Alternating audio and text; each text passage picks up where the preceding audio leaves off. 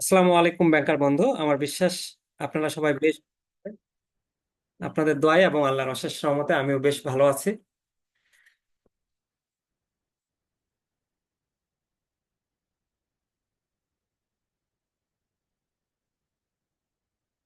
আমার ভয়েস কি শোনা যায়?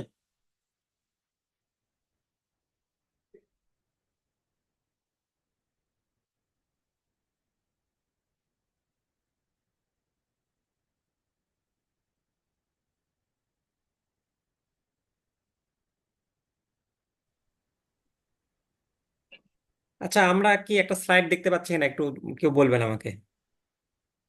জি, দেখা যাচ্ছে। আচ্ছা, ওকে, তাহলে আমরা আলোচনা শুরু করি। আচ্ছা, এইটা আমি ওই, একটু, যদিও কালকে আমরা 5 নম্বরটা আলোচনা করছিলাম, 5 নম্বরটা আমাদের 98তম ব্যাংকিং প্রফেশনাল এক্সামিনেশনে এসেছিল। তারপরও এটা আমাদের বেসিকটা ভালো করে বোঝা দরকার। যে কোনো আবার আসতে পারে, বলা যায় না। তো এখানে আমাদের মেইন প্রশ্নটা হচ্ছে যে চাহিদার সংকোচন ও সম্প্রসারণ এবং চাহিদার হ্রাস বৃদ্ধি, দুইটা জিনিস কিন্তু আলাদা, একটু বুঝতে হবে। ইংলিশে আমরা বলি চাহিদার এক্সটেনশন এবং কন্ট্রাকশন বলতে কি বোঝেন, এবং increase and decrease of demand বলতে কি বোঝেন, দুইটার পিকচারটা আলাদা হবে। তো যখন চাহিদার সংকোচন ও প্রসারণ বা উম, চাহিদা রেখায় সঞ্চালন এরকম ভাবে বাংলায় প্রশ্ন আসতে পারে, বা চাহিদার পরিমাণের পরিবর্তন ব্যাখ্যা করেন।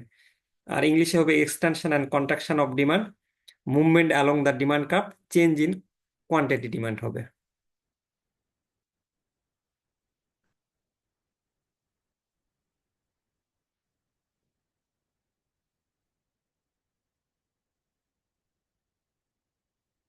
তো আমরা বলছিলাম যে চাহিদার সংকোচন ও প্রসারণ সেটাই যখন হচ্ছে হলো আপনার দামের কারণে চাহিদা পরিবর্তন হবে, অর্থাৎ দাম বাড়লে চাহিদা কমবে, দাম কমলে চাহিদা বাড়বে, চাহিদা বাড়বে, এটাই হলো চাহিদার সংকোচন ও প্রসারণ, সিম্পল কথায়।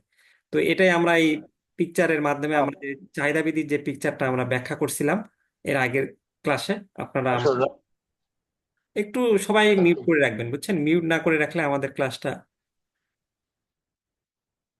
কেউ বুঝতে পারবে না শেষে। আচ্ছা, চাহিদা বৃদ্ধিতে আমরা এটা আলোচনা করছি অলরেডি, যে কিভাবে দাম বাড়লে চাহিদা কমে এবং দাম কমলে চাহিদা বাড়ে, ওটাই আপনি ব্যাখ্যা করে দিবেন, তাহলে আপনার চাহিদার সংকোচন প্রসারণ হয়ে গেল। এখানে সিম্পলি যেমন দাম যখন, এই যে OP1 আমরা দেখতে পাচ্ছি, এই যে দাম যখন ও আর এই P1, তখন আমাদের চাহিদা হচ্ছে কি OQ1। এখন এই দাম হ্রাস পেয়ে এই P1 থেকে যখন আপনার এই P1 থেকে যখন দাম কমে গেল, কে P2 হলো, তখন আমাদের চাহিদা কি হলো, OQ1 থেকে OQ2 হলো। তো এই দাম হ্রাসের ফলে চাহিদা OQ1 হতে OQ2 বৃদ্ধি পাওয়াকে, এই যে OQ1 ছিল আমাদের, এই যে এখন OQ2 হয়ে গেল, এই যে বৃদ্ধি পেল, এই বৃদ্ধি পাওয়াটাকে আমাদের চাহিদা প্রসারণ বলছে। অপরদিকে আপনি এটাই আবার বলতে পারেন যে দাম OP2 থেকে যখন OP1 হয়, তখন চাহিদা OQ2 থেকে OQ1 হয়ে যায়। তখন কি আমাদের হ্রাস হয় না বা সংকোচন হয় না? এটাকে আপনি ব্যাখ্যা করবেন, তারপর এই DD রেখা বরাবরটা টানবেন। তারপর আপনি বলতে পারেন যে A থেকে B বিন্দুতে যাওয়াকে চাহিদার প্রসারণ বলে, এবং B থেকে এই বিন্দুতে যাওয়াকে চাহিদার সংকোচন বলে। তো এটা আমরা কালকে আলোচনা করছিলাম, আমরা দ্বিতীয়টা আলোচনা কালকে মেবি করতে পারি নাই। আমাদের যেটা এই যে চাহিদার হ্রাস বৃদ্ধি বা চাহিদা রেখার স্থানান্তর বা চাহিদার পরিবর্তন, ডিমান্ড ইনক্রিজ ইন ডিমান্ড বা shift in the demand curve, change demand, তাহলে চাহিদা রেখা বরাবর সঞ্চালন হলে আমরা ওইটা বলবো। বাট প্রশ্নে যদি আমাদের চাহিদা রেখার স্থানান্তর আসে বা চাহিদার পরিবর্তন বা চাহিদার হ্রাস বৃদ্ধি বলে, তখন আমরা খেয়াল করব যে চাহিদা তো বাড়ে কমে শুধুমাত্র প্রাইসের কারণে না। আমরা কালকে শিখলাম যে অনেক সময় একটা প্রোডাক্টের দাম আম, ঠিক বাড়েওনি কমেওনি, মানে এক্ষেত্রে প্রোডাক্টের দামটা স্থির ধরা হয়েছে, কিন্তু সেই প্রোডাক্টটা তারপরও মানে তার চাহিদাটা বাড়তেও পারে বা কমতেও পারে। কিভাবে? আমরা ওই যে শীতকালে যেমন শীতকালীন পোশাকের চাহিদা বাড়ে, কিন্তু আপনার আহ, গরমকালে আবার শীতের পোশাক বাড়ে না। আবার দেখা যাচ্ছে যে আপনার আপনি গরমকালে কোক বেশি খাচ্ছেন, কিন্তু শীতকালে দাম একই, তারপরও কিন্তু কোকের চাহিদা বাড়ছে না। তার মানে কি শুধুমাত্র যে দামের ফ্যাক্টরের কারণেই চাহিদা বাড়বে কমবে এমন না। তাহলে অনেক ক্ষেত্রে যদি আপনি দামটা স্থির রেখে অন্য কোনো কারণে যদি চাহিদা বাড়ে বা কমে, তখন সেটাকে আমরা চাহিদার হ্রাস বৃদ্ধি বলি, বা ডিক্রিজ ইনক্রিজ ইন ডিমান্ড বলি, বা শিফট ইন ডিমান্ড কার্ভ বলি, বা চেঞ্জ ডিমান্ড বলি। তখন আমাদের পিকচারটা কিভাবে ব্যাখ্যা করতে হবে এটা আমরা একটু দেখি। আচ্ছা, এই পিকচারটা ব্যাখ্যা করতে যাওয়ার আগে আমি একটু আমার আপনাদের ছবি দিয়ে আঁকাই দিই, তাহলে আপনাদের জন্য ইজিলি হবে, সুবিধা। আচ্ছা, আমরা এই এক্স অক্ষ বরাবর কি দেখতেছি, ও কিউ চাহিদার পরিমাণ দেখাচ্ছি, আর ওয়াই অক্ষ বরাবর আমরা ওপি কি দেখাচ্ছি, দাম দেখাচ্ছি। তো আমরা একটা পিকচার আঁকি, তাহলে আপনাদের জন্য সুবিধা হবে।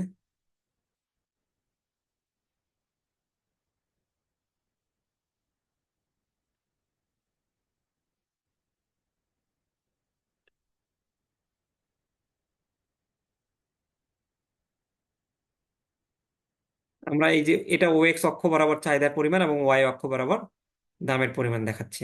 আর এখানে একটা জিনিস দেখেন, এই যে আমরা এই পিকচারে কি দেখতেছি, P0। এই P0 কিন্তু ফ্ল্যাট অবস্থায় আছে। ফ্ল্যাট অবস্থায় আছে এই জন্যই যে এটাকে আমরা এই P0 কে আপনার উম, দামটা স্থির ধরে নিলাম। যে যখন আমরা চাহিদার হ্রাস বৃদ্ধি ধরা হয়, তখন ধরে নেওয়া হয় যে দামটা স্থির থাকবে। তো এখন এখানে বিষয় হচ্ছে যে আমরা এটাকে সাপোজ ও এক্স অক্ষ ধরলাম, আর এটা হলো আমাদের ও আই অক্ষ। এখানে এইটা আমরা দাম ধরলাম, আর এইদিকে আমরা হচ্ছে হলো কোয়ান্টিটি বা চাহিদার পরিমাণ দ্বারা নির্দেশ করলাম। তো এখন যেহেতু দাম স্থির থাকবে, দাম স্থির থাকা অবস্থায় আপনার এরকম একটা রেখা টানবেন, এরকম একটা রেখা টানবেন খাতায়, সাপোজ এরকম একটা রেখা টানলেন। তো এটাকে আপনি প্রথমে D0 একটা প্রথমে চাহিদা রাখা বললেন। এখন এই D0 চাহিদা রাখা থেকে আপনি আপনার এই একটা কোয়ান্টিটি, এটাকে আপনি বললেন Q0। এখান থেকে আপনি এটাকে দেখালেন Q2, আর এটাকে আমরা টানে নিয়ে আসলাম Q1। তাহলে একটা জিনিস খেয়াল করেন যে এখানে আমরা যদি এই P0 প্রাইসে এই D0 যখন চাহিদা রাখা হচ্ছে, তখন আমাদের এই চাহিদাটা কত হচ্ছে, OQ0। এখন কোনো কারণে আপনার হচ্ছে এই গরমকালে আপনার দাম একই আছে, কিন্তু আইসক্রিমের চাহিদা বেড়ে গেল। তাহলে এখন আইসক্রিমের চাহিদা বেড়ে গেলে তখন কি হবে, আলটিমেটলি আপনার এই Q0 আপনার এই ও Q0 কিন্তু আপনার চাহিদা।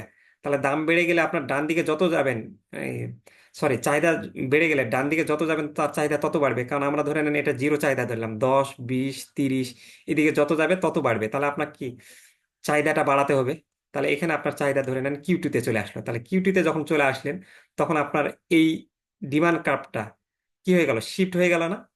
তো এই জন্য চাহিদা বাড়ার কারণে এই যে চাহিদার হ্রাস হইলো, ডিমান্ড কার্ভটা শিফট হইলো, অথবা আপনার কোনো কারণে চাহিদাটা হ্রাস পেলো, আপনার রুচি বা অভ্যাসের কোনো পরিবর্তনের কারণে।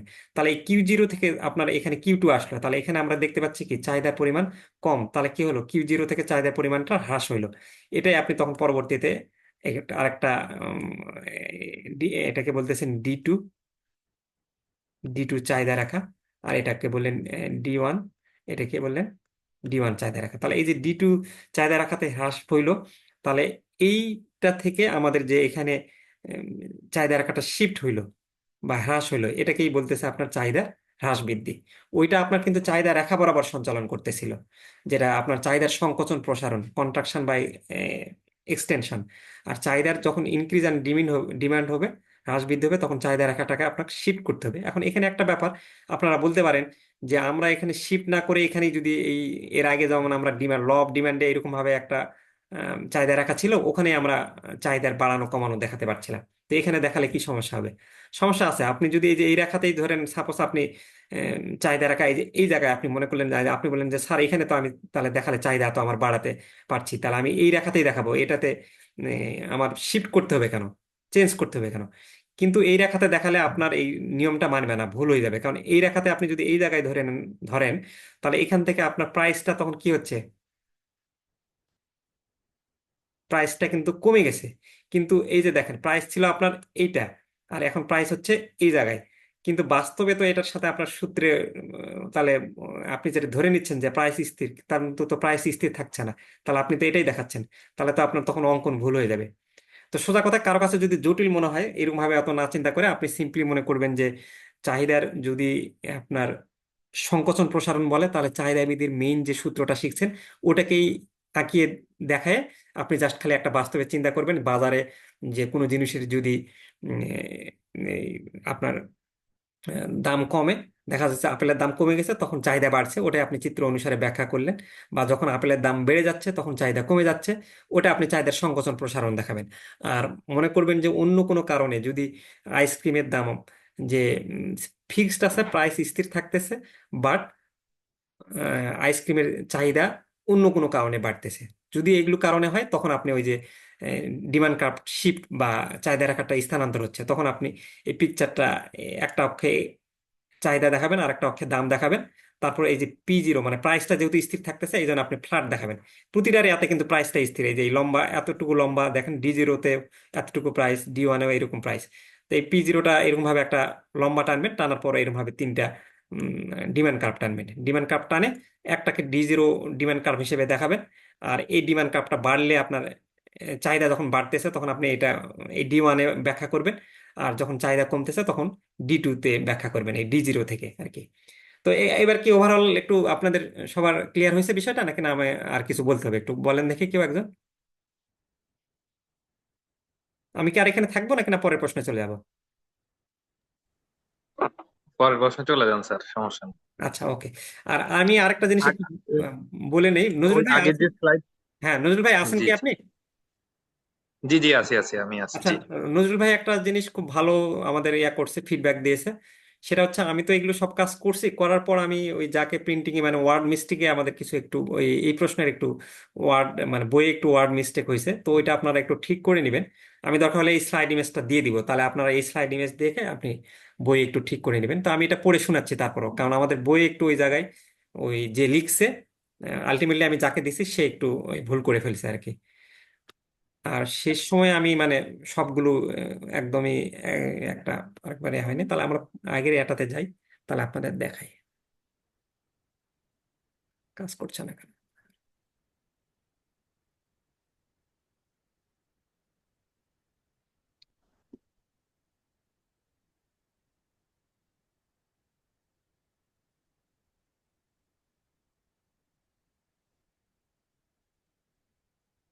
আচ্ছা, ওকে, আমরা চলে আসছি।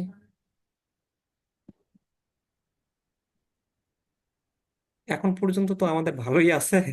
উম, ইয়া করেন যে এরকমই থাকে যেন, তাহলে আমাদের ক্লাসটা একটু ভালো হবে। আচ্ছা, এখন আমি দেখেন এই যে এই নজরুল ভাই বলতেছিল যে এটা যেন একটু পড়ে শোনাই যে এখানে কোনো ভুল আছে নাকি, তো আমার এখানে স্লাইডে আমি ঠিক করে ফেলছি। তো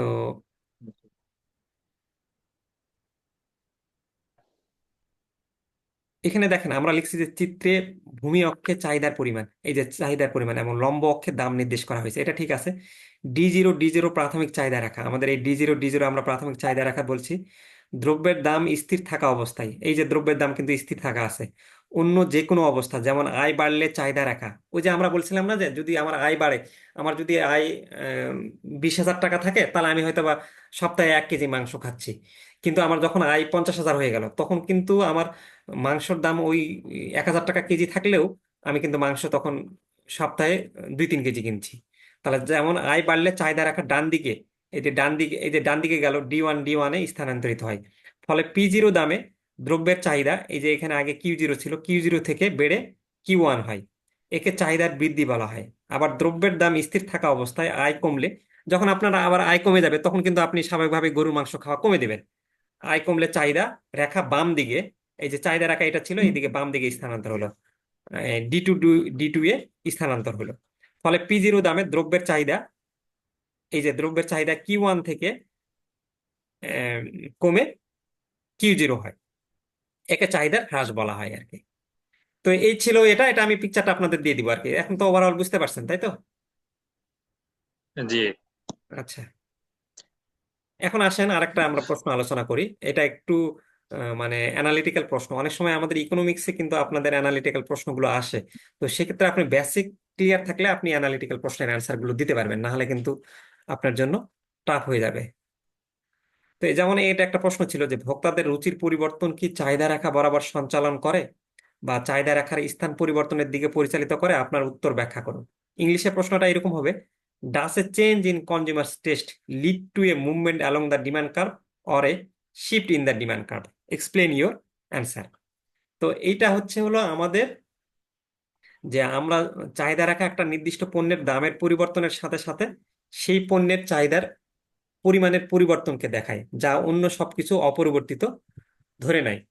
আমরা চাহিদা রাখাতে নর্মালি চাহিদা ভিত্তিতে যে চাহিদা রাখাটা আমরা পড়লাম, সেখানে কিন্তু আমরা দেখাইলাম যে এখানে বলছে একটা নির্দিষ্ট পণ্যের দামের পরিবর্তনের সাথে সাথে, মানে দাম চেঞ্জ হলে আমার চাহিদার পরিমাণও চেঞ্জ হচ্ছে, সেটা আমাদের চাহিদা রাখা দেখায়। কিন্তু বলে দিচ্ছে যে তবে যখন ভোক্তাদের রুচি পরিবর্তিত হয়, কনজিউমারের টেস্ট পরিবর্তন হয়, এতে এটি একটি নির্দিষ্ট পণ্যের প্রতি ভোক্তাদের আগ্রহ এবং চাহিদার উপর প্রভাব ফেলে। যদি ভোক্তাদের রুচি কোনো পণ্যের প্রতি ইতিবাচকভাবে পরিবর্তিত হয়, তাহলে সেই পণ্যের চাহিদা বৃদ্ধি পাবে। অর্থাৎ সেটা মানে রুচি ওটার প্রতি মানে বাড়লো, তাহলে বাড়লে আপনার চাহিদা বাড়বে ওটার প্রতি। তখন কি হবে? চাহিদা রাখার ডান দিকে স্থানান্তর হবে। কিন্তু ডানে আপনি যত যাবেন, আপনার অ্যামাউন্টটা আপনি চিন্তা করেন, নিচে ভূমি অক্ষে, ভূমি অক্ষে কিন্তু প্রথমে 0, তারপর 10, 20, 30 এরকম ভাবে যত ডানে বাড়ে যান, তত কিন্তু আপনার মানটা বাড়তে থাকে। এই জন্য বলা হয় চাহিদা রাখার ডান দিকে স্থানান্তর হবে। সৈয়দ আনোয়ার হোসেন ভাই, একটু আপনার এটা মিউট করবেন প্লিজ। মিউট করতে পারছেন না নাকি? না আমাকে করে দিন। আরে, হ্যাঁ, আমরা এগুলো মিউট না করলে হয়। আচ্ছা, ওকে। তাহলে আমরা বলি যে অন্যদিকে যদি ভোক্তাদের রুচি কোনো পণ্যের প্রতি নেতিবাচকভাবে পরিবর্তিত হয়, যদি দেখা যাচ্ছে যে ওই হয়েছে ভাইয়া, হয়েছে। আপনারটা এখনো হয় মিউট নাই। হয়েছে। হ্যাঁ, না না। হ্যাঁ, এবার হয়েছে, মিউট হয়েছে। আপনি ভিডিওটা অফ করতে পারেন আপনার চাইলে। হ্যাঁ।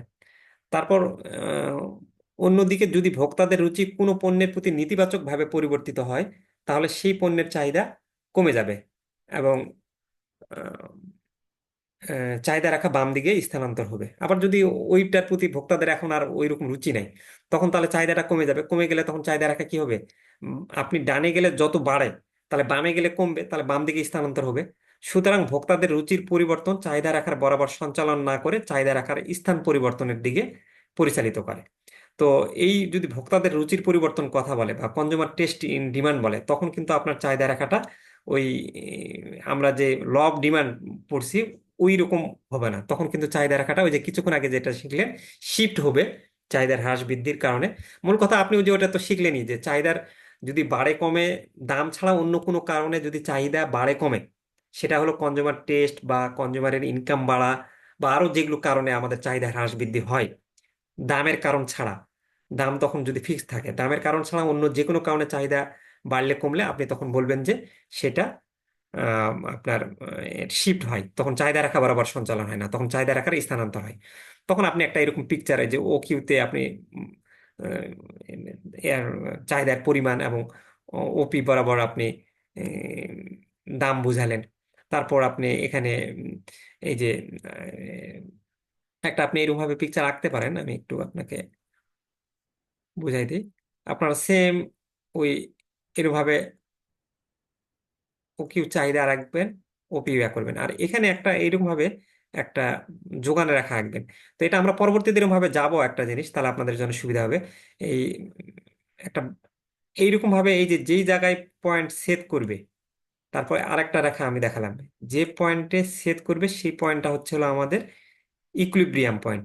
এই ইকুইলিব্রিয়াম পয়েন্টে চাহিদা এবং যোগান সেট করে একটা প্রাইস নির্ধারিত হয়।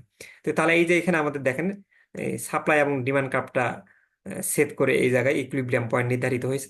এবং এই ও কিউ ওয়ান এবং ওপি ওয়ান হয়েছে, এটাকে আমরা ই ওয়ান বলতেছি। এই যে যেমন চিত্রে চাহিদা D1 এবং যোগান S1 পরস্পর ই বিন্দুতে সেট করে এবং ভারসাম্য অর্জিত হয়। এই জায়গাটায় কিন্তু ব্যালেন্স হয়েছে। যে জায়গায় ডিমান্ড কার্ভ এবং সাপ্লাই কার্ভ আপনার মিলিত হবে, সেটাকে আমরা বলি ব্যালেন্স, ইকুইলিব্রিয়াম হয়। রুচির পরিবর্তনের ফলে চাহিদা রাখার স্থানান্তর হলে নতুন চাহিদা রাখা D2 হয়। তাহলে এখন যখন রুচির পরিবর্তন হলো, তখন চাহিদা রাখা বাড়লো, তাহলে তখন D1 থেকে আপনি শিফট করে এই D2 তে গেলেন। কিন্তু যোগান রাখার কোনো পরিবর্তন না হয়, কিন্তু সাপ্লাইয়ের কোনো পরিবর্তন হয় না, তখন এই S1 এবং D2, এই যে সাপ্লাই এবং এই D2 পরস্পর আর একটা নতুন বিন্দু কি হয় আপনার সেট করে, এই সেট করে আমরা নতুন ভারসাম্য অর্জন করি। ফলে এই যে আপনার এই নতুন যে তখন আপনার এই দামটা হয় যে P1 থেকে তখন দামটা কি হয়ে গেল, P2 হয়ে গেল। আর এখানে Q1 থেকে Q2 হয়ে গেল, এই জন্য ভারসাম্য উভয়ই পরিবর্তন হইলো আর কি। এই কারণে আপনি বলবেন যে এটা আপনার এই রুচির পরিবর্তনের কারণে চাহিদা রেখা বরাবর সঞ্চালন না করে আমরা পিকচারে দেখতে পাচ্তেছি যে এটা আপনার আপনার স্থানান্তর হয় আর কি। তো আমরা পরের প্রশ্নে যাই।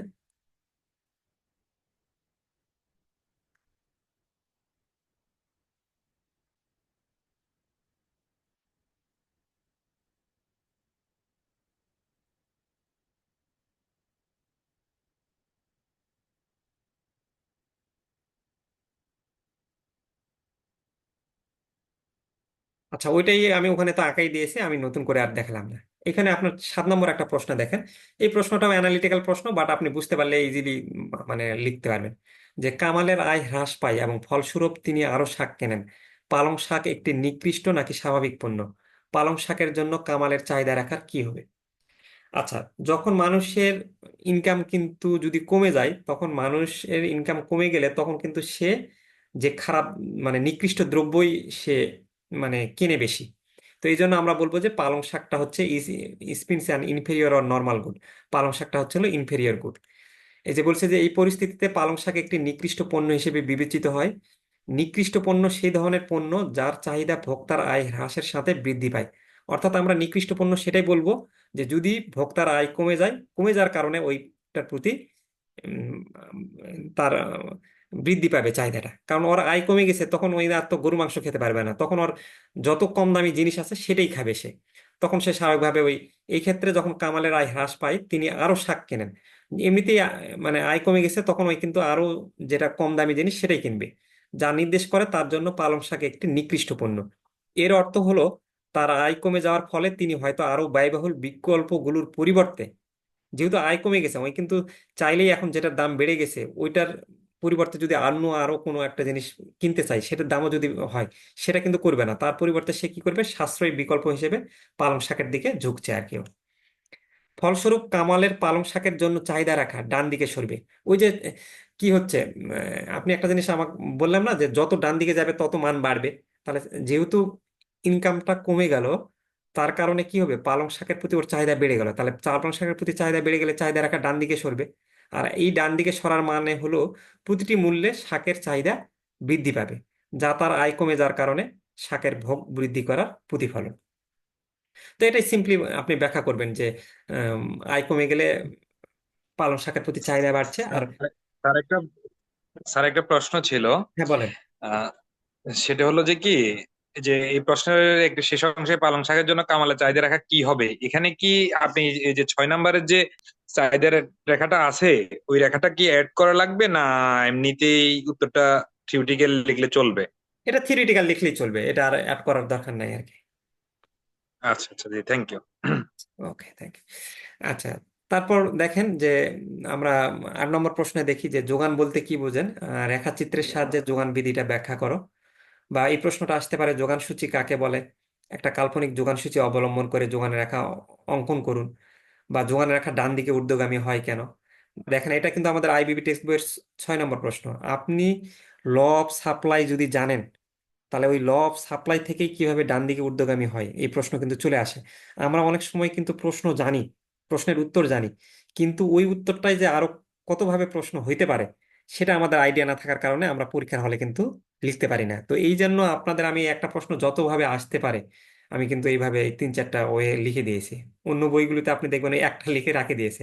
তাহলে এটা আপনার যেটা হলো যে অলরেডি আপনি মাথায় আইডিয়া ক্লিয়ার হয়ে গেল যে এই প্রশ্নটা এতভাবে ঘুরে আসতে পারে এবং আমার একই অ্যান্সার দিয়ে হয়ে যাবে আর কি।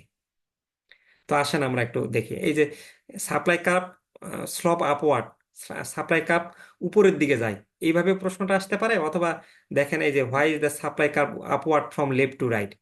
তো এটা খুবই সহজ। প্রথমেই আমরা যোগান বলতে কি বুঝাইছি সেটা আমরা একটা সংজ্ঞা দিয়েছি যে একজন বিক্রেতা, সাপ্লাই কি মানে সাপ্লাই মানে যে যোগান দিবে। আর যোগান কে সরবরাহ করে, যোগান কিন্তু বিক্রেতা সরবরাহ করে, মাথায় রাখবেন। আর চাহিদা কার দিক থেকে আসে, চাহিদা হচ্ছে হলো ক্রেতার দিক থেকে। তো এখন মনে করেন যে একজন বিক্রেতার নিকট 50 কেজি চাল আছে। তাহলে ওই 50 কেজি চাল থাকলে উনি যদি 30 টাকা দরে ওই ওই 50 কেজির মধ্যে, এই 50 কেজি থাকলেই যে আমি 50 কেজিকেই সাপ্লাই বলবো এমন না। উনি 30 টাকা দরে উনি 40 কেজি চাল এই মুহূর্তে বিক্রি করতে ইচ্ছুক।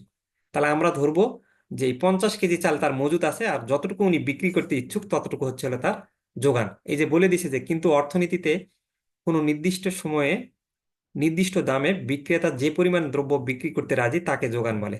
তার এই যে নির্দিষ্ট সময়ে, তারপর নির্দিষ্ট দামে, ওই কত টাকা দামে বিক্রি করতে চাচ্ছে, 30 টাকা দামে, কত কেজি চাল, 40 কেজি চাল, তাহলে এতটুকু হচ্ছে হলো তার যোগান। আর এই যে ল অফ সাপ্লাইটা আমরা খুব ভালো করে পড়বো, ল অফ সাপ্লাই এবং ল অফ ডিমান্ডটা খুব ভালো করে পড়বো। সম্ভবত গত বছর ল অফ ডিমান্ড আসছিল 98তমতে, আমি দেখবো নি প্রশ্নটা। যদি ল অফ ডিমান্ড এসে থাকে তাহলে এবার আপনাদের ল অফ সাপ্লাইটা খুবই গুরুত্বপূর্ণ হবে। আচ্ছা যাই হোক, এখন ল অফ সাপ্লাই আপনি একটা জিনিস চিন্তা করেন, এইটা হচ্ছে বিক্রেতার দিক থেকে সাপ্লাই, মানে সাপ্লাই কে দেয়? বিক্রেতা দেয়, সেলার দেয়, বা প্রডিউসার দেয়। তাহলে প্রডিউসার বা বিক্রেতার কিন্তু সবসময় টার্গেট থাকে, দাম কিন্তু যখন বাড়বে তখন কিন্তু ওই প্রোডাক্ট মানে বাড়াবে বাজারে। আপনি সিম্পল চিন্তা করেন যে একজন কৃষক মানুষ, সে যদি জানে যে আজকে বাজারে ধানের মন 1,500 টাকা, তখন কিন্তু ওই দিন সে কিন্তু ধান বাজারে বেশি নিয়ে যাবে। কিন্তু তারপরের দিনই যদি সে শোনে যে ধানের দাম 800 টাকা মন চলে আসলো, তখন কিন্তু সে কি করবে? বাজারে কিন্তু তার ধান সে সরবরাহ করবে না। তার মানে কি হচ্ছে, সেলাররা কি হয়, কোনো দ্রব্যের দাম বাড়লে, যখন দাম বাড়বে তখন কিন্তু সবাই ওই যোগান বাড়াবে, তখন সেলাররা কিন্তু ওই প্রোডাক্টটা বেশি বিক্রি করতে চাইবে। আর যদি কোনো কারণে দাম কমে, তখন কিন্তু ওই কি করবে? যোগানটা কমাই দিবে। তাহলে এই যে দাম এবং যোগানের মধ্যে এরূপ সমমুখী সম্পর্ককে যোগান বিধি বলে। তাহলে দেখেন, দাম বাড়লে যোগান বাড়ছে, মানে ধনাত্মক হলে ধনাত্মক হচ্ছে, আবার দাম কমলে যোগান কমছে, অর্থাৎ ঋণাত্মক হলে ঋণাত্মক হচ্ছে। তাহলে দাম এবং যোগানের মধ্যে আমরা কি দেখতেছি? সমমুখী সম্পর্ক। আর ল অফ ডিমান্ডে কিন্তু আমরা দেখছিলাম যে দামের সাথে চাহিদার বিপরীতমুখী সম্পর্ক, কারণ একটা বাড়লে আরেকটা কমতেছিল, আরেকটা কমলে আরেকটা বাড়তেছিল। আচ্ছা, এটাই হচ্ছে ল অফ সাপ্লাই। এই ল অফ সাপ্লাইকে যখন আপনি চিত্র আকারে ব্যাখ্যা করবেন, তখন সেটা হয়ে যাবে আপনার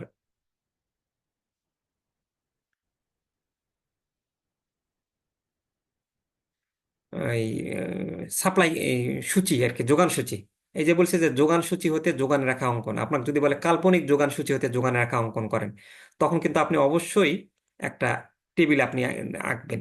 একটা টেবিল আপনি এখানে যে এই অ্যামাউন্টগুলোই দিছে এরকম আপনার ধরতে হবে এমন না, এটা আমি একটা বুঝাইছি যে দাম 5 টাকা দামে ধরে নেন, আপনি যোগানের পরিমাণ কিউ একটা ছকে দেখাচ্ছেন আর একটা হলো টাকা দেখাচ্ছেন। 5 টাকা দামে আপনার যোগানের পরিমাণ 5 একক। এই যোগান বেড়ে যখন 10 একক, 10 টাকা হয়ে গেল, 5 টাকা থেকে যখন 10 টাকা হয়ে গেল, তখন কিন্তু প্রডিউসাররা বা সাপ্লায়াররা কিন্তু যোগানের পরিমাণ বাড়ায় দিবে। আগে ছিল 5 একক, এখন কিন্তু বাজারে 15 একক নিয়ে চলে আসছে। 10 একক থেকে যখন আরো দাম বেড়ে গেল 15 টাকা, তখন কিন্তু সে আরো বেশি তার মাল নিয়ে যাবে, তখন কিন্তু 25 একক হয়ে গেল। আর এই 5 এবং 15 এটার মধ্যে সম্পর্ক আমরা একটা এ, বি এবং সি দেখলাম, এটা দেখে আমরা আপনার হলো পিকচার আঁকবো আর কি।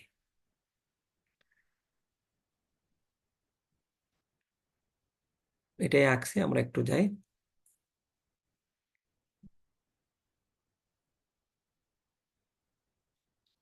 আচ্ছা, এটা ব্যাখ্যা করছে, আমি পরের আহ, ব্যাখ্যা করছে কি, এই যে উপরের সূচি অনুসারে, এটা আমরা পরের পিকচারে একটা ছবি আঁকি, তাহলে আপনাদের জন্য আরো ইজি হবে।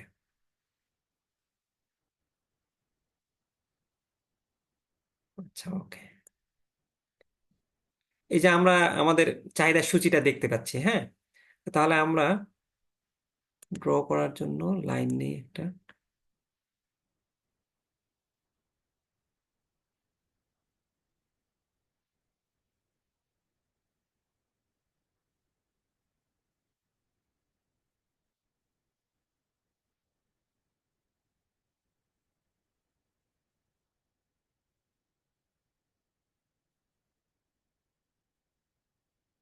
আচ্ছা,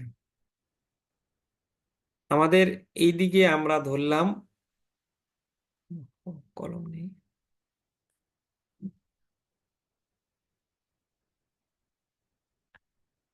এটা হলো আমাদের ও এক্স অক্ষে আমরা ও কিউ দিলাম, এখানে আমরা হলো এটাকে সাপ্লাই বুঝালাম, হ্যাঁ, যোগানের পরিমাণ। এখানে বাংলায় আমি না লিখলাম না, লেখা প্রবলেম হয়, যোগানের পরিমাণ।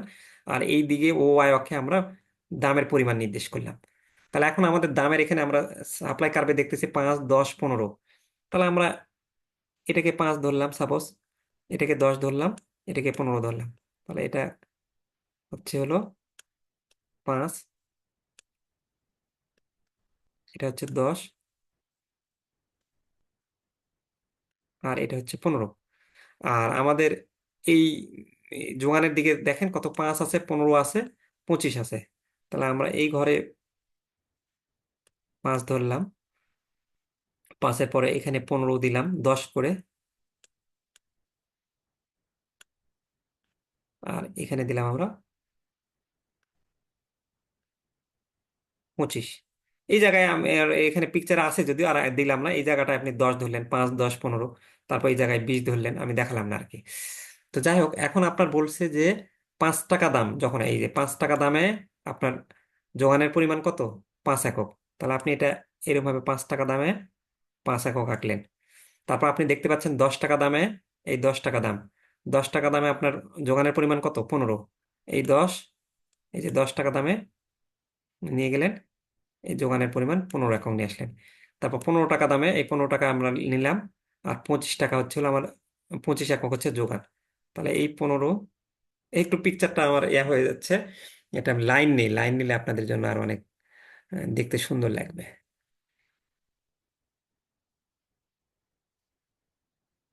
আচ্ছা, এটা ইরেজ করি।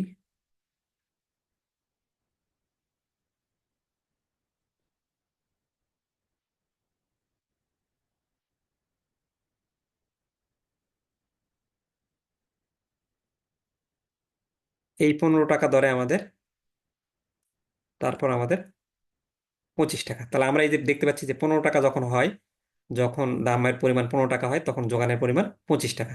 এই যে 5 টাকার দামে আমাদের যোগান পরিমাণ 5 একক, 10 টাকা দামের যোগানের পরিমাণ 15 একক। মানে দাম যখন বাড়তেছে, আপনি খেয়াল করেন, 5 থেকে যখন 10 বাড়লো, তখন কিন্তু যোগানের পরিমাণ বেড়ে গেল 15 একক।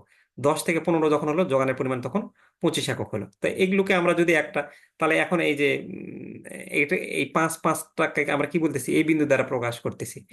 তাহলে আমরা এটাকে ধরলাম এ, তারপর এই যে এখানে যে বিন্দুতে এরা মিলিত হলো সেটাকে ধরলাম বি, এবং এখানে যেটা হলো সেটা হলো সি। এখন আপনি এই এ বি সি তিনটা যদি যোগ করেন, এটাই হলো আপনার supply curve, S dash H dash. এখন তাহলে এই সাপ্লাই কার্ভটা কি হলো আপনার, ঊর্ধ্বগামী হলো না, উপরের দিকে গেল না? এটাকেই আপনি বলতেছেন, পরে আপনি চিত্র অনুসারে ব্যাখ্যা করবেন। এই যে আমরা যদি একটু যাই,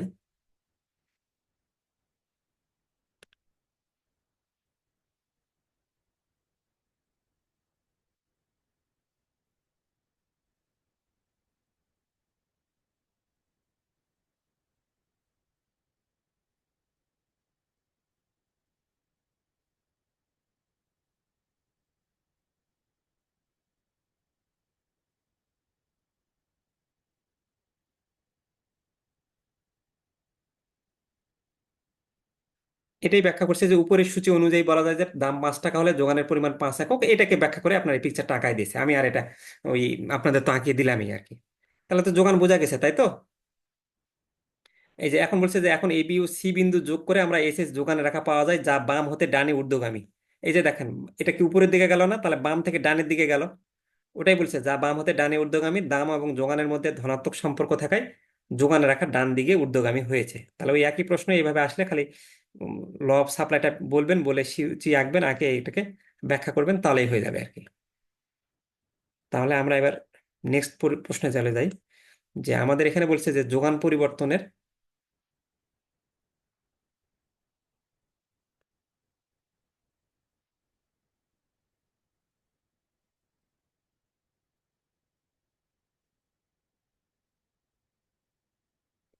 যোগান পরিবর্তনের কারণসমূহ ব্যাখ্যা করুন, অথবা যোগানের নির্ধারক সমূহ আলোচনা করুন। এই যে সাপ্লাই যে বাড়ে কমে, তো এইটা কি হয়, বিভিন্ন কারণে হয়।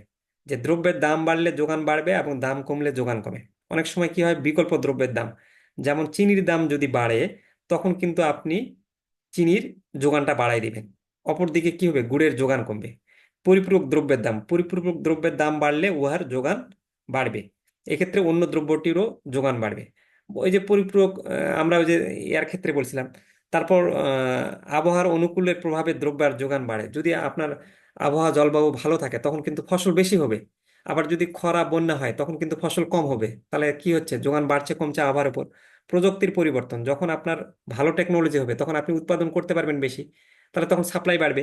উপকরণের সহজলভ্যতা, আপনি যেগুলো দিয়ে একটা প্রোডাক্ট উৎপাদন করেন, যেগুলো যদি সেগুলো হাতের নাগালেই পান তখন আপনার সাপ্লাইটা বেশি হবে। তারপর সময়ের প্রভাব, যদি আপনি একটা প্রোডাক্ট উৎপাদন করতে যথেষ্ট সময় পান তাহলে ওই যথেষ্ট সময় আপনি প্রোডাক্ট বেশি উৎপাদন করতে পারবেন। সাধারণত স্বল্পকালে দ্রব্যের যোগান কমে এবং দীর্ঘকালে যোগান বেশি হয়। এগুলো একটু রিডিং পড়ে নেবেন, পরে এগুলো পারবেন। তারপর 10 নম্বর প্রশ্নে আমাদের বলছে যে যোগানের পরিমাণের পরিবর্তন এবং যোগান পরিবর্তনের ধারণা দুটি চিত্রের সাহায্যে বর্ণনা করুন, অথবা যোগানের পরিমাণের পরিবর্তন এবং যোগানের পরিবর্তন ধারণা দুটির মধ্যে পার্থক্য করুন, অথবা যোগান রেখার সঞ্চালন এবং যোগান রেখার স্থানান্তর বলতে কি বোঝেন ব্যাখ্যা করুন আর কি। তো এইটা আপনার হচ্ছে হলো ওই, এটা প্রশ্নটা এই যে 98তম ব্যাংকিং প্রফেশনাল এক্সামিনেশনে এসেছিল এভাবে, চেঞ্জ ইন কোয়ান্টিটি সাপ্লাই বা change in supply using graph. অথবা প্রশ্নটা আসতে পারে এরকম ভাবে, change in quantity supply and change in supply. এই যে আইবিবি টেক্সট বই 3 নম্বর প্রশ্ন কিন্তু দিয়েছিল সরাসরি।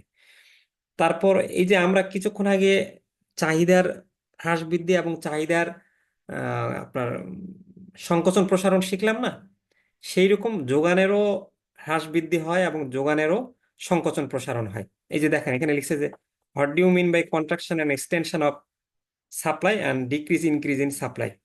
তো এটাই আমরা এখন ডিক্রিজ ইনক্রিজ ইন সাপ্লাই কিভাবে হয় সেটা দেখবো আর কি।